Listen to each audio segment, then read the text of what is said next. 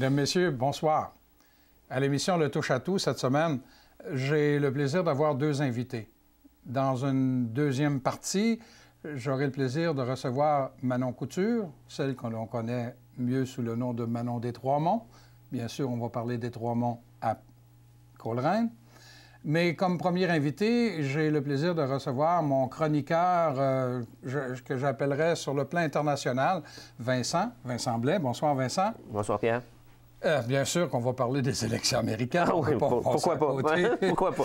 Bon, là, il y a deux principaux partis. Allons-y rapidement, là, juste pour resituer les gens. On a les républicains, puis on a les démocrates. C'est ça. OK? Barack Obama, là, le président actuel, c'est un démocrate, c'est bien ça? Exact. Puis Bush, c'est un républicain. C'est quoi la différence entre les deux? Bon, républicain, c'est un parti qui est plus à droite, donc plus conservateur au niveau de certains dossiers comme l'avortement, l'immigration, plus axé aussi, généralement, sur des partis, des gens qui font plus valoir l'argent, les droits privés, OK? Tandis que les partis démocrates, un parti plus à gauche, donc où l'État est plus important, plus social-démocrate. Donc, c'est socialement la grande différence. Donc, républicain à droite, puis démocrate à gauche. OK. Donc, allons-y avec les républicains. Là, on s'en va vers des élections qui vont avoir lieu en novembre 2016. C'est bien ça? C'est ça, oui. Mais eux autres sont toujours en élection. Donc là, on est à l'automne 2015, 13 mois avant. Et là, c'est parti de plus belle. Il y a combien... Mais ils vont par étapes, hein? C'est ça. Là, il va falloir qu'ils choisissent un candidat à la présidence des États-Unis, tant chez les républicains que chez les démocrates. C'est ça. Mais là, chez les républicains, la course est lancée, puis je pense qu'ils sont quoi? 14, 15? Il en reste 15. Il y en a déjà eu jusqu'à 17. Bon. Donc, il en reste 15. Puis, du côté des démocrates, il y en a 6, puis un 7e qui n'est pas encore officiellement déclaré. OK. Donc allons-y avec les républicains. Il y en a un qui multiplie les déclarations attaques, fracassantes. Fracassantes, là, Trump. Mais à part de lui, là, quels sont les principaux, disons? Bon, présentement, c'est ça. Celui qui mène, c'est toujours Donald Trump. Il était à 23 dans les sondages.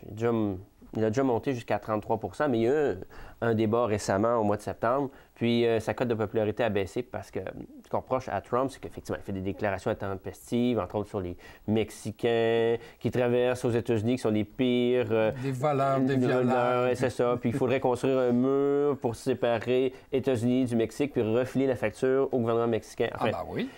Et bon, il a fait des insultes, il a proféré des insultes sur certains candidats. Enfin, bref, au débat, ce qui est ressorti, c'est que c'est quelqu'un qui proposait des solutions simples, voire simplistes, à des problèmes complexes. Puis on se rend compte qu'il est de plus en plus limité, entre autres, sur des sujets comme la politique américaine. Donc, il commence à diminuer, baisser dans les intentions de vote. Il y a même certains sondages qui disent que le quart des électeurs républicains, ceux qui pourraient voter à l'investiture républicaine, ne voteraient pas pour lui. OK?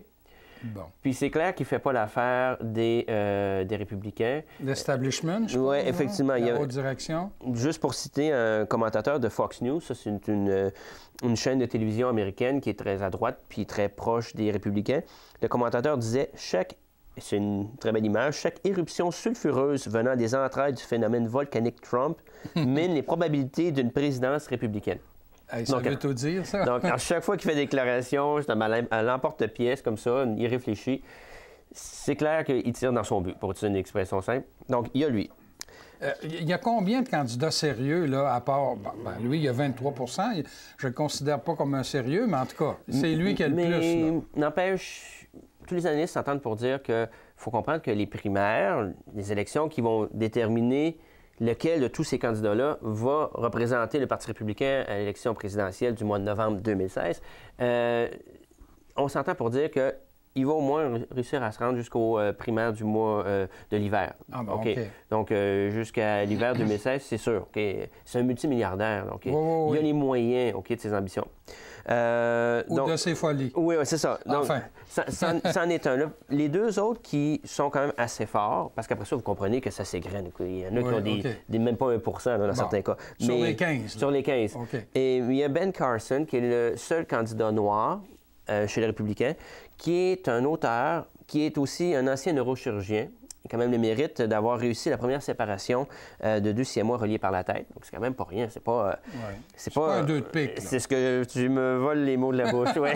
Mais au niveau social, puis peut-être c'est pour ça que beaucoup de républicains s'identifient à lui, au niveau social, il est très conservateur. Au niveau de l'homosexualité, lui, le mariage, c'est un homme et une femme. OK? Oui, puis il a dit des gros mots au sujet de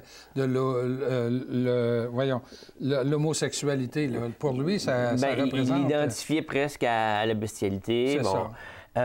Au niveau aussi, par exemple, c'est lui qui a déclaré également qu'il ne voyait pas, il pensait qu'au niveau de la Constitution, on ne permettrait pas à un musulman d'être président des États-Unis. Ce qu'il faut, parce que la religion, dans la Constitution américaine, n'a rien à voir. L'État est séparé. OK? Donc, Église, État... ça n'interfère pas.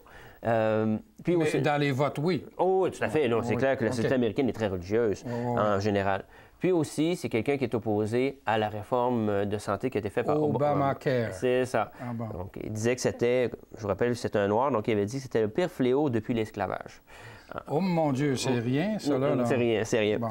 Donc, ça, c'est M. Carson, OK? Donc, avec ses idées plus conservatrices. Et peut-être un mot sur Carly Fiorina, qui est la seule femme du côté des républicains, qui, elle, est à 11 % dans les intentions de vote. C'est l'ancienne PDG de Hewlett-Packard, donc les imprimantes, les ordinateurs. Son passage à la tête de la compagnie était assez houleux. Elle a été congédiée. Il y a eu des dizaines de milliers de mises à pied aussi. Et puis, les profits de la compagnie ont chuté aussi pendant sa présence. Mais quand même, elle a été... On l'a découvert depuis le fameux débat dont je parlais du mois de septembre. Vraiment, elle a marqué des points contre Trump et contre les autres adversaires. Oui. Ça, c'est les républicains. C'est ça. Au niveau des démocrates, j'imagine que Mme Clinton... Oui, bien c'est ça. Qui a fait cavalier seul pendant longtemps. C'était longtemps la seule candidate déclarée. Et elle est toujours à 40 % dans les intentions de vote. Elle est déjà montée jusqu'à 59 % mais là, présentement, elle a un peu plus elle est un peu plus contestée. Il faut comprendre que chez les Américains, autant républicains que démocrates, il y a une réaction ce qu'on appelle aux politiciens de carrière. OK? Politiciens qui sont là des fois depuis des décennies. Okay. Comme dans son cas. Comme dans son cas, elle qui a été première dame, qui a été sénatrice de New York, qui a été secrétaire d'État sous Obama. Donc, on se méfie d'elle. C'est sûr qu'il y a eu un scandale à un moment donné, c'est que quand elle était secrétaire d'État, c'est un peu comme ministre des Affaires étrangères au Canada, tous ses courriels étaient gérés par un serveur informatique dans sa résidence personnelle à New York, OK? Ça passait pas par un serveur du gouvernement. Donc, quand on lui a demandé des documents, bien, c'est elle qui a imprimé les papiers chez elle, OK? Donc, vous comprenez que certains se disent qu'elle a voulu cacher des choses. Ouais. Donc, elle a un problème chez certains. Chez une partie des électeurs, vraiment, elle passe pas, OK? Mais c'est quand même elle qui a le plus de chances pour l'instant de l'emporter chez les démocrates. À l'opposé, il y a Bernie Sanders, qui, lui, est sénateur du Vermont, qui est encore plus à gauche que Mme Clinton, qui est considéré comme un social-démocrate. C'est l'un des 2 seuls sénateurs des États-Unis à être indépendant. Parce qu'aux États-Unis, il y a 2 partis. Oui. Où on est républicain, on est démocrate. Lui est vraiment indépendant. Il n'appartient à aucun des 2. C'est un des 2 seuls. Mais il se présente chez les démocrates pareil. Oui, c'est ça. Il se présente chez les démocrates. Et lui, vraiment, il veut faire une révolution politique.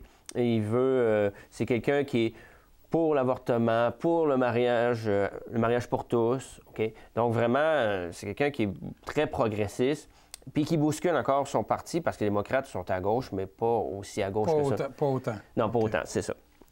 Et le dernier cas que je vous mentionnerai, c'est Joe Biden, qui est présentement le vice-président des États-Unis. Oui, mais lui, il n'a pas encore fait connaître sa décision officielle. C'est ça. C'est que dans les sondages, il est à 20 %, c'est quand même pas rien, mais il n'est pas officiellement déclaré. Il s'est déjà présenté pour d'autres investitures en 1988, donc ça monte un bout de temps. En 2008 contre Obama. Les 2 fois, il a été défait. OK. Sa candidature a duré très peu de temps. Mais lui, écoutez, il est élu depuis 1973, OK? Donc, oh mon Dieu, oui. Donc, ça fait 42 ans. C'est ça, de 43 l'année 73 jusqu'à 2009. Donc, on peut dire que c'est un politicien de carrière. Oui, et au niveau du Parti démocrate, certains verraient mal qu'un septuagénaire qui est là depuis, qui représente vraiment les politiciens de Washington déconnectés de la réalité, arriverait à écarter la première femme qui a vraiment une réelle chance d'être présidente des États-Unis. Donc, et puis aussi, bien, étant donné son long parcours, tous les arguments qu'il pourrait opposer à Mme Clinton pour se retourner contre lui. Exactement. Ah ouais. Donc, c'est pas nécessairement le meilleur choix pour les démocrates. Tu mentionnais tout à l'heure, justement, en parlant de Mme Clinton, que les Américains montrent une certaine réticence par rapport aux carriéristes. Mais si on prend les 3 républicains qui sont les plus populaires, ils ne sont pas en politique, eux autres, là, actuellement. C'est ça, c'est que présentement... Parce que ce soit notre ami Trump ou... Ben Carson ou Fiorina. Ben, Carly Fiorina. Donc, aucun des 3 ne sont des politiciens pour l'instant. Okay. Ceux qui sont là de longue date, puis dont on a entendu parler, entre autres Jeb Bush, le frère de... Oui. Lui, c'est un Floridien. Oui, c'est ça. Ben, lui, seulement 9 des intentions de vote. Bon. Mais il faut toujours penser que c'est pas un sprint, les élections américaines, c'est un marathon. Okay? C'est celui qui a le plus de souffle et surtout qui a le plus d'argent. Donc, je vous rappelle que déjà, chez les républicains, il y en a 2 qui ont abandonné faute de fonds. Et c'est l'organisation aussi. Comprenez que quelqu'un comme Bush a toute une organisation. Donc, pour l'instant, il n'est pas très haut. Il est considéré comme un politicien morne, terne, ennuyeux. Mais c'est un peu comme le lièvre et la tortue. Il part de loin, mais il pourrait remonter. Puis du côté des démocrates, c'est la même chose. Mme Clinton a toute une machine à la grandeur des États-Unis pour faire sortir le vote. Donc, c'est un pensez-y bien. Rapidement, là, il nous reste 2 minutes. J'aimerais ça que tu me donnes le calendrier, parce qu'on dit que c'est un marathon. Mais c'est quoi le calendrier? C'est quoi les principales étapes qui s'en viennent? Bon. D'abord, il y a les primaires. Donc, ça, c'est des élections qui vont se faire dans chacun des États, autant pour le Parti démocrate que le Parti républicain. Et on va commencer avec l'Iowa au mois de janvier, ensuite le New Hampshire. Ça, c'est pour choisir les candidats, les délégués. Les délégués qui sont pro un tel ou pour un tel, de sorte que quand on arrive à la convention, on a déjà une bonne idée qui c'est qui va gagner. C'est ça. Ça, là-dessus, ça ressemble un peu à notre système. Okay. Donc, les représentants de chacun des candidats vont être là. Donc, c'est celui qui va faire élire le plus de candidats qui va pouvoir se présenter à la convention. Et donc, toute cette saison-là va de janvier jusqu'en juin. Et en juillet, il va y avoir une convention pour faire élire officiellement les candidats pour chacun des partis. Donc, du 18 au 21 juillet, ça va être la convention républicaine à Cleveland, en Ohio. Puis, une semaine plus tard, du 25 au 28 juillet, ça va être la convention démocrate à Philadelphie, en Pennsylvanie. Et après ça, ça va être vraiment la campagne électorale, les 2 candidats l'un contre l'autre. OK? Et on va arriver à l'élection présidentielle qui est prévue le mardi 8 novembre 2016. Puis, le dernier événement, c'est qu'une fois que l'élection va être faite, bien, l'inauguration, l'investiture du président va se faire le 20 janvier 2017. Et voilà. Merci beaucoup, Vincent. Ça fait plaisir. Je vous invite à demeurer des nôtres puisque j'ai le plaisir de recevoir dans quelques instants Manon.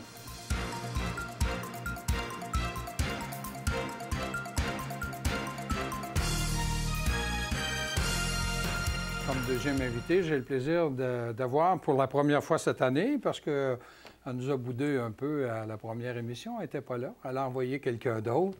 Notre chroniqueur spécialisé dans le domaine du plein air, Manon Couture, des Sentiers Les Trois Monts de Coleraine. Alors, bonsoir Manon. Bonsoir.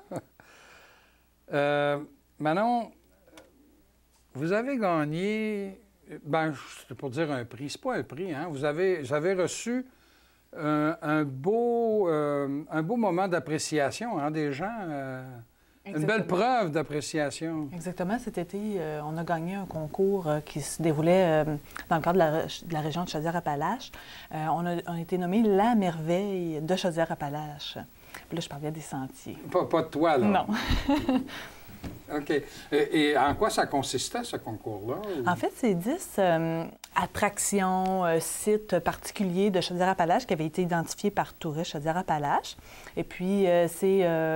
à travers Transcontinental Média, que ça a été diffusé, le concours, tout simplement. Puis nous, quand on a vu ça sur Facebook, puis aussi dans le journal, bien, on a dit, bien, on va parler à nos internautes, puis on va leur envoyer le concours, puis c'est nous qui avons gagné. C'est vraiment nous qui avons eu le meilleur taux de réponse, puis le meilleur taux de vote sur les 10 attractions de Chaudière-Appalaches. Donc, c'est une belle fierté. Oui, puis c'est Est-ce une que ça belle vous a publicité. donné un bonus de 10 000 ou quelque chose? Malheureusement, non. Ah, non. Mais par contre, ça nous apporte encore des gens. Là, cet automne, on en a qui nous disent que quand ils nous ont vus dans le journal comme étant la merveille, bien, ça les a motivés à venir marcher chez nous. C'est ça, ça pique la curiosité. Exactement. D'ailleurs, vous avez fait la manchette. C'était quoi, le mercredi 15 juillet? 3 merveilles pour le prix d'une. Et en page 2, les sentiers pédestres des Trois-Monts élus merveilles de la région. Exactement. Donc, ça fait un beau petit velours, oui. Hein? Ça aide beaucoup aussi la motivation de nos bénévoles, hein? Savoir que nos efforts paient en bout de ligne, puis que c'est reconnu aussi. Tu viens de parler d'efforts des bénévoles. Est-ce que vous avez beaucoup de bénévoles ou si tu aimerais en avoir un peu plus? C'est certain qu'on est pose la question, puis je suis certain de la réponse. Certain dans un contexte d'organisme à but non lucratif, même si on fait de mieux en mieux chaque année, c'est sûr que le temps qu'un bénévole peut nous donner, que ce soit dans toutes sortes de compétences, c'est toujours bienvenu. Bien, quand tu parles de toutes sortes de compétences, explique-moi qu'est-ce qu'un bénévole fait chez vous. Nous, c'est sûr ou qu'il pourrait faire. Nous, c'est sûr qu'au niveau de notre conseil d'administration, on a toujours besoin de gens qui ont de la vision. Donc, des gens qui sont prêts à amener les Trois-Monts ailleurs, puis de les faire perdurer dans le temps. Mais aussi, on a besoin de gens qui ont des compétences plus manuelles aussi, donc des gens qui aiment la nature puis qui veulent nous aider à entretenir les sentiers ou encore qui ont un peu de temps à donner. Ça n'a pas besoin d'être quelque chose de très prenant où là, il faut répondre à un horaire, mais ça peut aussi être de façon très ponctuelle. Puis des fois, moi, j'ai même des marcheurs, ils viennent faire une randonnée, ils voient un petit quelque chose qui leur plaise moins, me le disent, puis moi, je ouvre la porte. Si vous voulez y aller, vous êtes en forme, bien, on peut s'arranger à ce moment-là. Est-ce qu'il faut être membre de la corporation qui s'appelle le Sentier des Trois-Monts? Pour être bénévole ou vous voulez dire qu'il y a un membership? Est-ce qu'il y a des membres chez vous? Exactement. Et ce sont les membres qui deviennent administrateurs, j'imagine? Oui. C'est comme dans toute corporation sans but lucratif. Mm-hmm. Oui. Mais est-ce qu'il faut justement être membre également pour faire du bénévolat? Ou... Non, pas du tout. C'est sûr que nous, plus qu'on a de membres, mieux c'est. Donc, plus qu'on a des gens qui s'intéressent aux Trois-Monts puis qui nous permettent de perdurer, comme je disais. Mais par contre, quelqu'un veut venir une fois par année durant une de nos corvées, autant printanière qu'automnale, c'est possible. Ou ils peuvent s'impliquer plus, dépendamment de leur disponibilité. OK. C'est combien pour être membre chez vous? Nous, c'est... Tarif? C'est 25 individuels. Puis, c'est aussi possible d'être membre familial. Puis ça, en plus, ça vous donne l'accès à l'année. Donc, sur un an, vous avez accès à nos sentiers sans avoir besoin de... Pour 25 Exactement. Puis 35 pour familial. Donc, pour les gens qui habitent à la même adresse. Oui, OK. Mm-hmm. Et, bon, vous avez des activités, puis il y en a une qui s'en vient, là. OK? Exactement. On est à la mi-octobre, à peu près, là, oui. Alors, il y en a une à la fin d'octobre qui s'en vient, puis je pense que c'est la 2e édition. Hein? Exactement. C'est les chauves-souris de l'épouvante, version améliorée. Donc, c'est notre parcours de l'Halloween. Donc, on l'a amélioré dans le sens qu'on a augmenté la distance à parcourir. Et puis, on va avoir aussi des sons en forêt, donc un peu plus d'ambiance que l'année passée où il y avait... À certains endroits où c'était seulement un peu de musique. Là, on va avoir vraiment des sons en forêt un peu épouvantables. Ah oui, oui, oui. Et puis, c'est encore 3 soirs durant le 29, 30, 31. 29, 30 et 31. Exactement. Est-ce que ça, c'est quoi, jeudi, vendredi, samedi? Exactement. De 19h, les derniers départs se font à 21h30. OK. Donc, les gens peuvent arriver durant cette période-là. Puis, il faut calculer à peu près 1h15 là, de randonnée dans nos sentiers.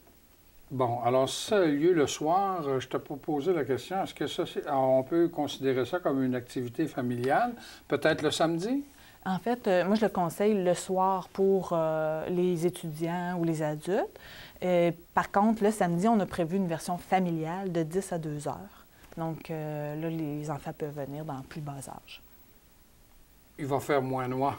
Exactement. Donc, ça enlève, 10 et 14 heures, oui, ça enlève un degré d'épouvante. Oui, OK. Mais s'il y a des parents qui se présentent avec des enfants le vendredi soir, vous ne les refuserez pas, j'imagine? Non, mais c'est sûr qu'on adapte. Là. Je veux dire, nous, on dit à nos figurants de faire bien attention. S'ils voient qu'il y a des jeunes enfants, on y va quand même plus doucement. Donc, on s'adapte là, à notre clientèle. Qu'est-ce que tu entends par figurant? En fait, ben là, je ne veux pas vendre la mèche, mais certain il que... peut y avoir des fantômes, autrement dit. Oui, c'est ça. OK. Les bois sont habités pendant l'Halloween chez nous. Des loups-garous ou quelque chose, non? Il faut ben, venir pas le dire. découvrir, c'est ça. Mais tu dis que ça prend à peu près 1h15, 1 heure?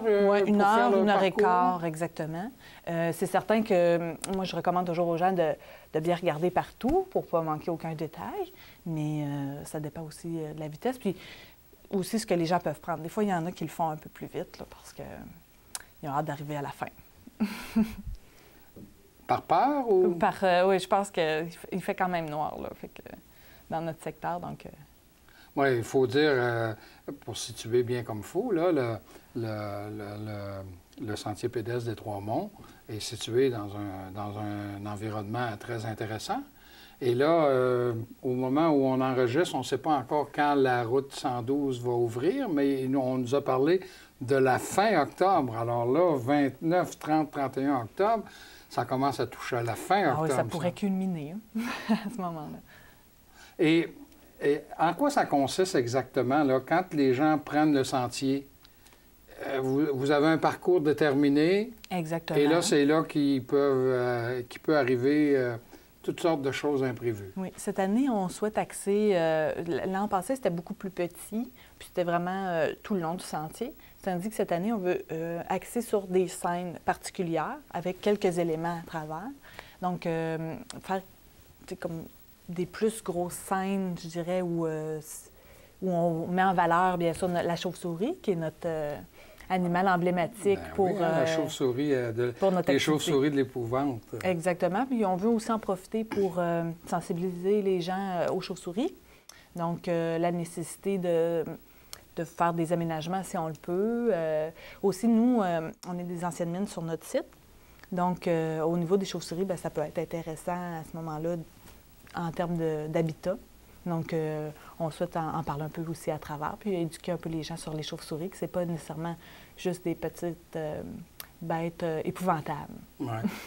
S'il ne fait pas beau, s'il pleut, est-ce que les activités ont lieu pareil? Nous, on annonce habituellement sur notre site Internet, puis sur Facebook, sur notre page Facebook à ce niveau-là. Le site Internet, c'est www. 3 en chiffre, mont avec un s.ca. .ca. Et sur le... Tu m'as dit que tu es Facebook? Sur notre aussi? page Facebook, qui est les Sentiers pédestres des Trois-Monts. OK. On a quand même beaucoup d'internautes qui nous suivent. Donc, la journée même, ça va être indiqué. Donc, les gens pourront consulter avant de partir. OK. Est-ce qu'il y a un coût pour notre activité? Pour l'activité. Pour aller se faire... Pour aller avoir peur, tiens. C'est 15 familial. C'est 10 par adulte. Et c'est 7,50 pour les étudiants. OK. Quand on parle de 15 tu m'as dit 15 familial, c'est bien ça? Peu importe le nombre... Bien, on peut aller jusqu'à 4 enfants. Là. C'est toujours 2 adultes, de 2 à 4 enfants. OK. Et on n'a pas besoin de s'inscrire, on a juste à se présenter sur place exactement. Aux dates jeudi 29, vendredi 30 et samedi 31 octobre. Jeudi et vendredi, c'est en soirée, à partir de 19h. Dernier départ à 21h30. Et le samedi, c'est entre 10h et 14h, c'est bien ça? Le matin, mais il y a aussi en soirée. Ah, là, en soirée aussi. Exactement, bon. C'est l'Halloween. Ah, ben oui, alors tous bien en profiter. Oui. Ça vous prend combien de temps, les gens des Trois-Monts, à organiser et installer tout ça? C'est facilement 2 semaines intenses.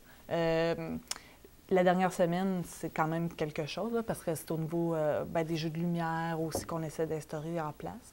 Puis on comprend que c'est grand chez nous, donc pour amener l'électricité un peu partout, là, c'est beaucoup de gestion. OK. Donc, s'il y a des gens qui sont intéressés et qui voulaient en savoir plus, ils peuvent aller sur le site, j'imagine, il y a déjà de l'information. Exactement. Alors, on le rappelle, www.3, le chiffre, mont, avec un S, il y en a 3, .ca. Alors, 3mont.ca, ou encore aller sur Facebook, c'est le sentier des... Comment qu'on dit? Sentier pédestre des Trois-Monts? Exactement. Puis aussi, on est toujours à la recherche de figurants bénévoles ou des gens qui voudraient nous aider à gérer le stationnement, tout simplement. Ça nous aiderait. Alors, à quel numéro? Dans le 88... 423. 423. 3351. 3351. Et on demande Manon des Trois-Monts. Oui, ou Manon Couture, tout simplement. Manon Couture. La merveille de Chaudière-Appalaches. Oui, pour les trois monts. Ah oui, OK. Bien, félicitations Merci. pour le Sentier pédestre des Trois-Monts, Manon. On se donne rendez-vous prochainement encore? Oui, probablement, pour Parfait. parler de nos activités hivernales. Parfait. Vous, je vous invite à nous revenir la semaine prochaine.